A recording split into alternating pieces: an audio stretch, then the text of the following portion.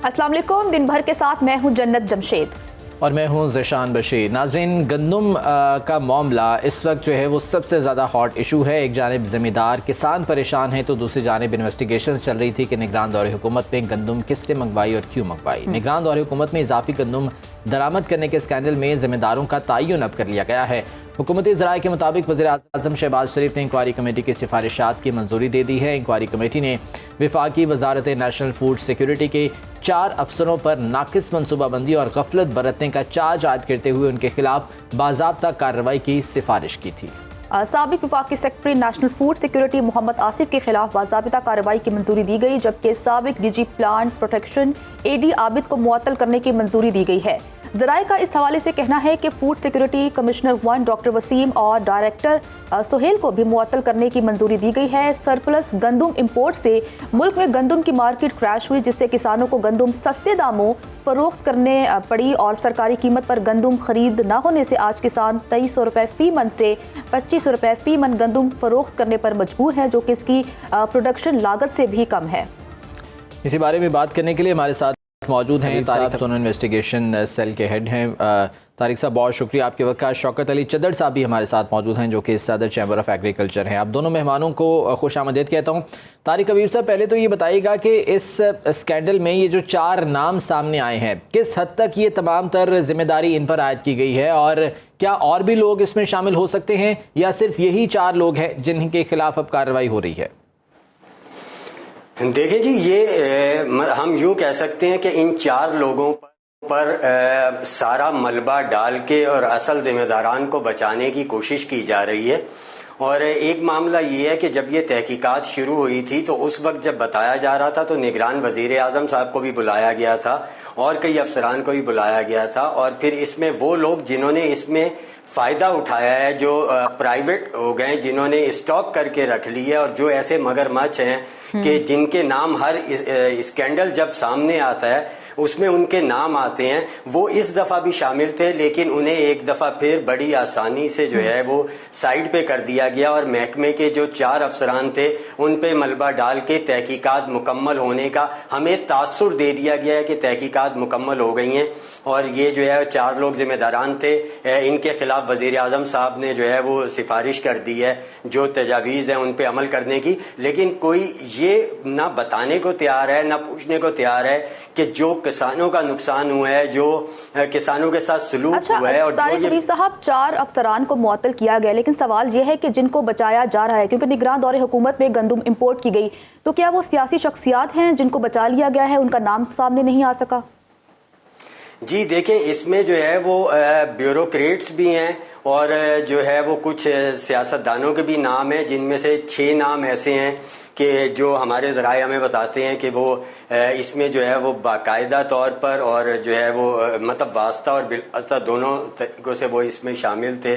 और ये जब इसकी मंजूरी दी गई थी गंदम दरामद करने की, लेकिन जो है वो उन्हें बिल्कुल हटा दिया गया। और इसमें दिलचस्प बात ये है कि जब कमेटी ने बुलाया है तहकीकात के लिए तो उसमें उन लोगों को शामिल भी नहीं किया गया। इसमें सुनो टीवी ने कुछ नामों के हवाले से रिपोर्ट्स भी चलाई थी कि ये नाम जो है इनके ऐन मौके पर तबादले कर दिए गए और उन्हें जो है वो तहकीकात में शामिल होने से बचा लिया गया। तो कई चीज़ें ऐसी हैं जो बिल्कुल वाज़ेह करती हैं कि तहकीकात को ही हम जो है वो शफाफ करार नहीं दे सकते।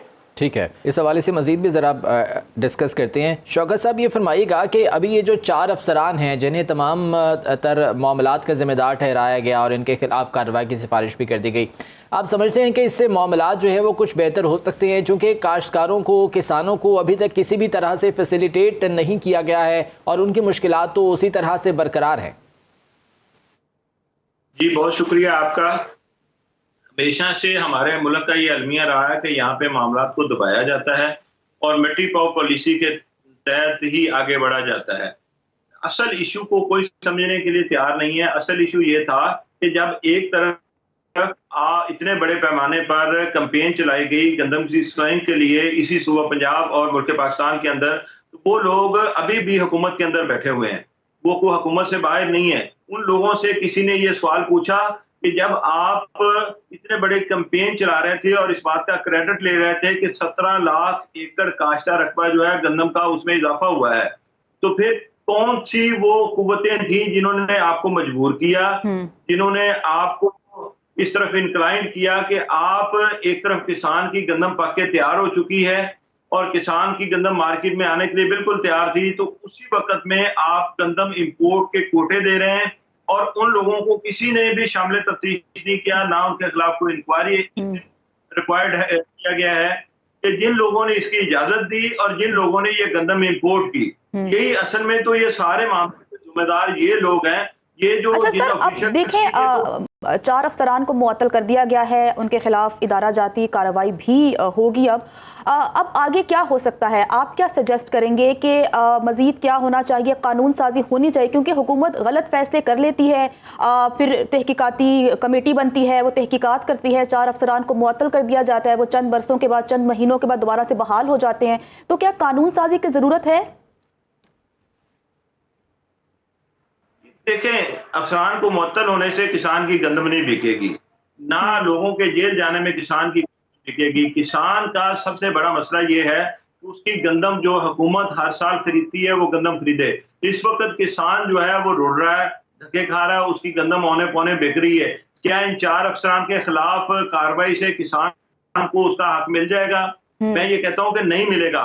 हमारी सबसे बड़ी मईशत की जो पावर है, वो बेचारा दर-बदर की ठोकरें खा रहा है और ये हमारी मुल्की आबादी का तकरीबन 16 करोड़ बनता है। ये 16 करोड़ के घर के अंदर फाके पड़े हुए हैं, वो जलीलो खार हो रहे हैं और ये इंक्वायरियां करके किसान को इस सारे प्रोसेस से कुछ नहीं मिलेगा। ये तो इनके खिलाफ एक्शन लें, लेकिन साथ साथ गंदम खरीदारी का प्रोसेस भी शुरू होना चाहिए। अगर गंदम खरीदारी नहीं होती तो आपके इस एक्शन का क्या जवाब निकलेगा? चंद दिनों बाद ये बहाल हो जाएंगे जिनको आज आपने सस्पेंड किया, कल यही मुख्तलिफ पौधों पे मुख्तलिफ जगहों पे काम कर रहे होंगे। लेकिन जो आज किसान का नुकसान हो रहा है, जो आज किसान को माशी तबाही की तरफ धकेला जा रहा है, इसका क्या हल है? इसका किसी के पास कोई हल नहीं। इस हवाले से तमाम कुव्वतें जो है वो बिल्कुल खामोशी इख्तियार किए बैठी हैं और किसी को इस बात की समझ नहीं आ रही कि हमारी मुल्क की फूड सिक्योरिटी जो है वो तबाही की तरफ जा रही है। इस हवाले से सख्त इक़दाम उठाने की ज़रूरत है। तारिक साहब, ये फरमाइएगा कि अब इस मामले के 2 मुमकिना पहलू हैं। बहैसियत मजमूई, चूँकि हमारी याददाश्त कमज़ोर है, शॉर्ट टर्म है, कुछ अरसे के बाद हम शायद ये भूल जाएंगे मामला। जब तक ये मीडिया में चल रहा है तब तक इस पर बात भी हो रही है। क्या इसको भी फ़ाइलों की नज़र किया जा सकता है, सर्द खाने की नज़र किया जा सकता है, या अगर कार्रवाई होगी तो फिर आप समझते हैं कि जो पर्दा नशीन हैं उनके नाम भी सामने आ सकते हैं? देखिए जी, ये कार्रवाई, इसके तरीक़ाकार और जिन लोगों पे जिम्मेदारी डाली गई है, इसे देखते हुए बिल्कुल वाज़े तौर पे ये कहा जाता है कि उन पर्दा नशीनों को छुपाने के लिए ही ये सब कुछ किया जा रहा है। शौकत साहब ने बहुत अच्छी बात की कि लोग ये जिनके ऊपर जिम्मेदारी डाली गई है कुछ अरसे बाद बहाल हो जाएंगे। जो अहमद महमूद साहब थे, वो जब एग्रीकल्चर मिनिस्टर थे, उसके बाद उन नंदीपुर प्रोजेक्ट में उनका नाम आया, फिर जब कमिश्नर थे तो उनका जो रिंग रोड स्कैंडल था उसमें नाम आया, फिर वो अभी यहाँ पर आए तो ये स्कैंडल बन गया। देखें, इशू ये है कि एक स्कैंडल बना, गंदम आपके पास इजाफी हो गई, दरामद कर ली गई, तो ये सिर्फ ये जिम्मेदारान नहीं है, वो हुकूमत भी जिम्मेदार है जिस हुकूमत से ये मैनेज नहीं हो सका। यानी किसानों की गंदम खरीद कर अपने पास स्टॉक करने की क्या हुकूमत के पास अहलियत नहीं है? इस जो अभी क्राइसिस पैदा हुआ, किसानों को आपने रगड़ के रख दिया, आपसे खुद मैनेज नहीं हो सका, डंडे आपने किसानों पे बरसा दिए।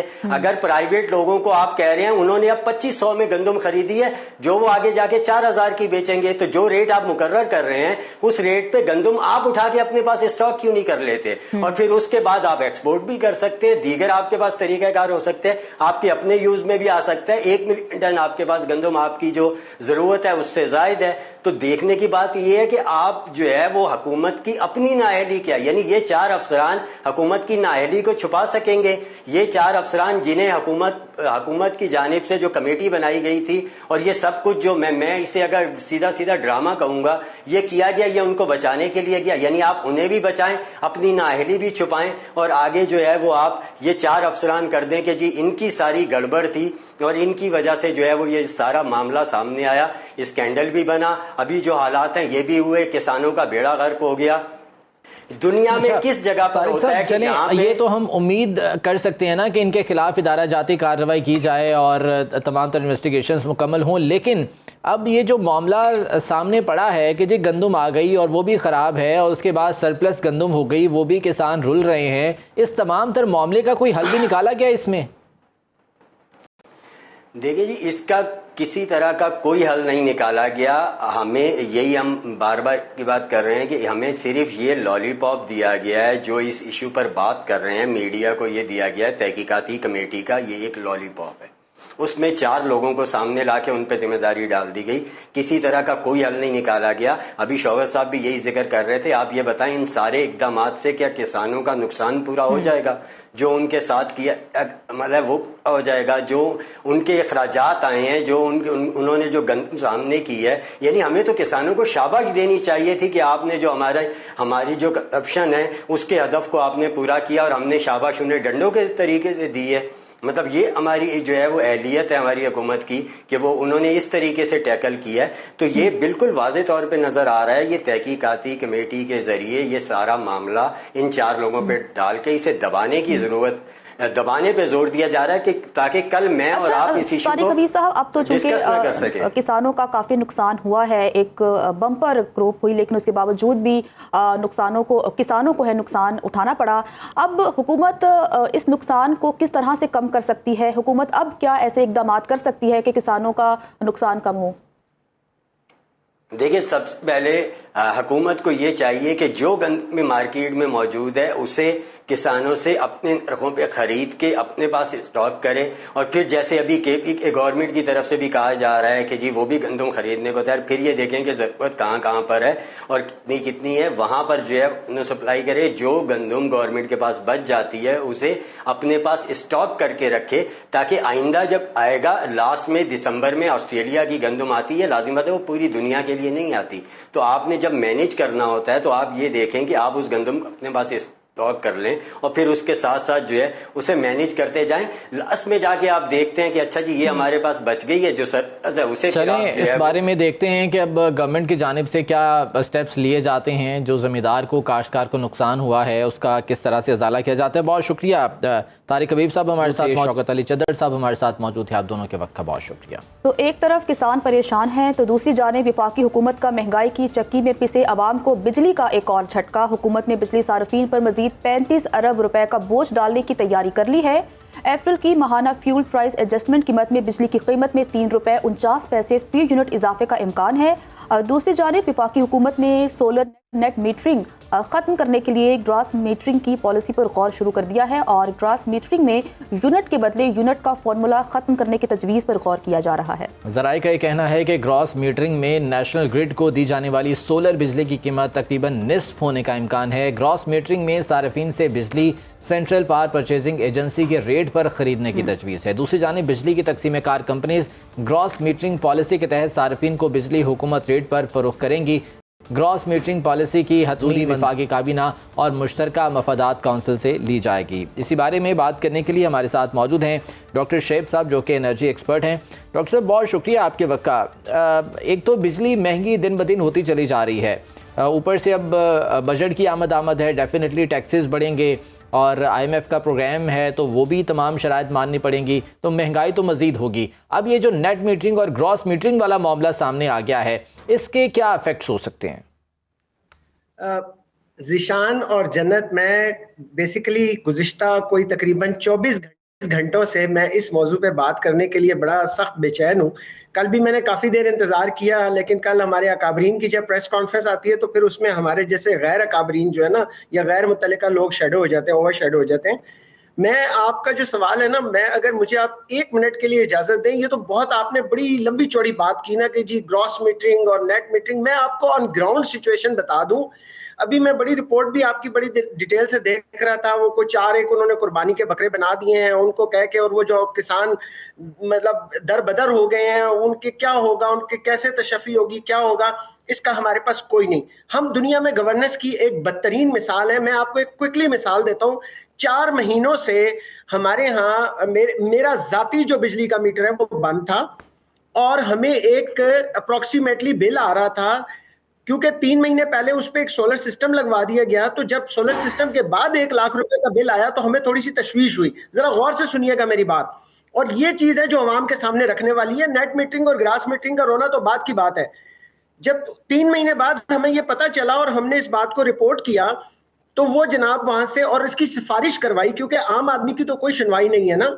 वो मीटर उतार के लेके गए और हमें ये कहा गया कि इस मीटर को हम चेक करने के लिए भेज रहे हैं, क्योंकि इसमें ब्लैक बॉक्स की तरह एक चिप होती है जो आपको बताएगी कि आपके कितने एक्स्ट्रा यूनिट चार्ज हो गए हैं।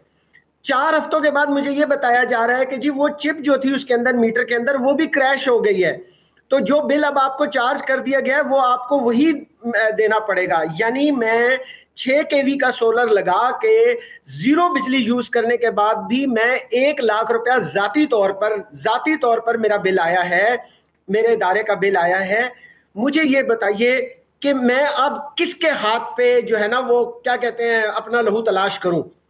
ये जीशान इस वक्त जो ऑन ग्राउंड सिचुएशन है, हम बद से बदतरीन की तरफ जा रहे हैं। ये ग्रास मीटर 0.3% लोग इस मुल्क के अंदर सोलर यूज कर रहे हैं, 0.3% लोग। यानी 1% भी होता ना तो चले कोई डॉक्टर साहब, ये लोगों को जो है वो कहा जाता है कि जनाब काबिल तजदीद तवानाई की तरफ आप आएँ, आप जो है वो इको एनर्जी सिस्टम की तरफ आएँ, और जब लोग इस तरफ राग़िब हो रहे हैं, कर रहे हैं, उसको भी फिर इनकरेज करने की बजाय लोगों को क्यों इस तरह से दबाने की कोशिश की जाती है? मैं वही बता रहा हूँ ना, मतलब मैं अब किसी और की तो बात ही नहीं कर रहा, मैं खुद विक्टिम हूँ ना। पहले तो मैं आपकी ये जो आज इसका क्लिप है ना प्रोग्राम का, ये मैं भेजूंगा इसके मीडिया सेल को जो हमारा आईएएस को है, और मैं उनसे कहूंगा कि मुझे इस बात का जवाब दें कि मैं आपके पास रिलीफ लेने के लिए गया हूं और आपके जो माहिरीन है वो 4 हफ्ते मेरा मीटर रखने के बाद कह रहे हैं कि गुजारिश सिर्फ ये है कि हम लोगों ने क्या किया हुआ है कि इस तरह से अगर हम अपनी काबिल तजदीद तवानाई की तरफ जाएंगे या हम अपने मसाइल का कोई हल तलाश करने की कोशिश करेंगे तो ये एक्सपोज हो जाएंगे। ये जो लुटेरे इर्द गिर्द जो भेड़िए इस कौम को नोचने के लिए बैठे हुए हैं मुख्तलिफ शक्लों में, मुख्तलिफ हैसियतों में, वो एक्सपोज हो जाएंगे। और वो एक्सपोज होंगे, उनका बदनुमा मस्जिदा चेहरा कौम के सामने आएगा तो कौम उनको उनका एहतसाब करेगी। और ये चाहते नहीं है कि कौम उनका एहतसाब करे। ये है असल कहानी। डॉक्टर साहब, ज़रा क्विकली ये जो सर्कुलर डेट के हवाले से मामला सामने आ रहे हैं, हर गुजरते साल के साथ ये बढ़ जाता है बजाय कम होने के, और ये तमाम का तमाम भी जो है वो सार्फिन से वसूल किया जाता है, इस पर क्या कहेंगे?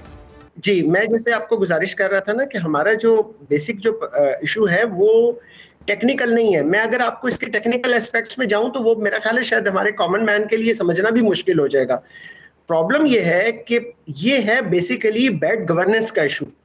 देखिए, ये डेट जो था सर्कुलर डेट, मुझे ये बताएं जब हमारे पे प्रेशर पड़े, जब, तो उसमें कॉमन मैन का क्या कसूर है?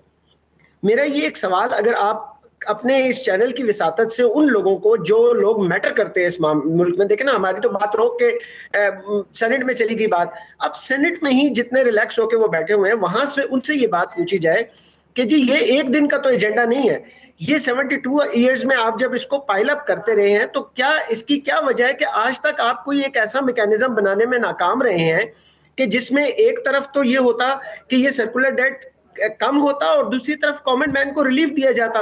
आपने तो एक ही डुगडुगी पकड़ी हुई है कि जनाब IMF का एक जिन हमें बोतल में डाल के दे दिया गया है, और हो ये रहा है कि उस IMF के नाम पे आपका कॉमन मैन ब्लैकमेल हो रहा है। यानी इसका कोई सोल्यूशन क्यों नहीं आ रहा, इसका कोई एक ऐसा वाजे हल क्यों नहीं तलाश किया जा रहा? और ये देखिए, ये मेरे कहने या आपके सुनने का काम नहीं है, ये वो लोग हैं जिन्हें अभी आप अपनी टीवी स्क्रीन पे दिखा रहे थे, देना इसका सोल्यूशन। और या फिर अगर नहीं इनके पास सोल्यूशन तो ये कंसल्ट करें हमारे जैसे लोगों के पास, हम बैठ के इनको सोल्यूशन बना के देते हैं।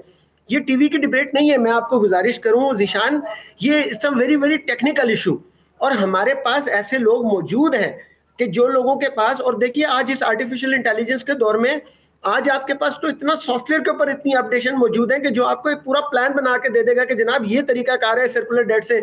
लेकिन सर्कुलर डेट या जब भी कोई ऐसी मुश्किल कौम पर आती है तो उसके लिए खड़े होकर, देखिए ये टॉप डाउन अप्रोच है, ये बॉटम अप अप्रोच नहीं है कि मैं और आप मिलकर सेक्रीफाइस करें, ये टॉप डाउन है। ये सेक्रीफाइस ऊपर से शुरू होती है। अगर आपने इस तरह के इश्यूज के साथ टैकल करना है तो सबसे पहले इनको आगे बढ़ना होगा, इनको आके अपनी उन मराद से जिसकी ये आए दिन जो है ना वो मुख्तलिफ ईवानों में जिसका चर्चा करके और जिसके बेनिफिट्स लेते हैं, या इनके पार्लियामेंट के कैफेटेरिया के अंदर जो 1-1, 2-2 रुपए की चीजें मिलती हैं, ये वहां से शुरू करके कॉमन मैन तक लाएं। मैं तो उसी तरह सफर कर रहा हूँ, आप तो उसी तरह सफर कर रहे हैं, तो मुझे और आपको सर्कुलर डेट के होने या ना होने से हमारी सेहत पर तो नहीं असर पड़ रहा, हम तो बद से बदतर की तरफ चले जा रहे हैं।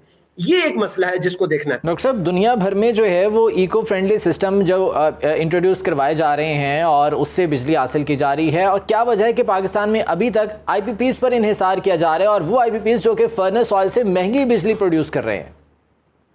उसकी वजह ज़िशान ये है, मैं आपके प्रोग्राम में गालिबन या किसी और चैनल पे मैं कह बैठा हूँ कि जिन लोगों की IPPs ये रन कर रही हैं, एक वक्त में देखिए आपके पास तो चैनल्स में रिसर्च टीम है ना, मैं तो एक इंडिविजुअल हूँ। आप जरा ये IPPs जिन लोगों ने पाकिस्तान के अंदर ये जो इनके कस्टोडियन हैं, इनके जो कर्ता धर्ता हैं, जिनके नाम पर ये कंपनियां रजिस्टर्ड हैं, जरा उनको तो डिग आउट करके देखें कि वो कौन लोग हैं। क्या वो कोई खलाई मखलूक के ऊपर से आए हुए हैं, आसमानों से उतरे हुए हैं, किसी दूसरे गोले की मखलूक हैं? ये आपके और हमारे लोग हैं। ये अकाबरीन मुख्तलिफ भेस बदल के इन कंपनियों के मालिक बने हुए बैठे हुए हैं। ये आप देखें ना, एक छोटे से डिपार्टमेंट में, गवर्नमेंट डिपार्टमेंट में आपको एक टेंडर मंजूर करवाना हो तो उसके लिए 4-4, 5-5 फेक कंपनियां इनकी अपनी बनी हुई बैठी हुई होती हैं। ये जो एक्चुअल यहाँ पर जो निज़ाम है वो उसके अंदर ये देखा जाए कि ये IPPs किन लोगों की हैं और उनको कैपेसिटी पेमेंट के नाम पर क्यों इतनी बड़ी ह्यूज रकम दी जा रही है। उनके तो मजे लगे हुए हैं ज़ीशान। कोई हालात हो, कोई मुश्किल हो, कोई उफ्ताद आए इस मुल्क के ऊपर, हम चाहे मतलब एड़ियां रगड़ रहे हो, हम ठोड़ियां रगड़ रहे हो, उनको उनके पैसे मिलते रहेंगे क्योंकि उन्होंने अपना काम जो इतना जबरदस्त किया हुआ है।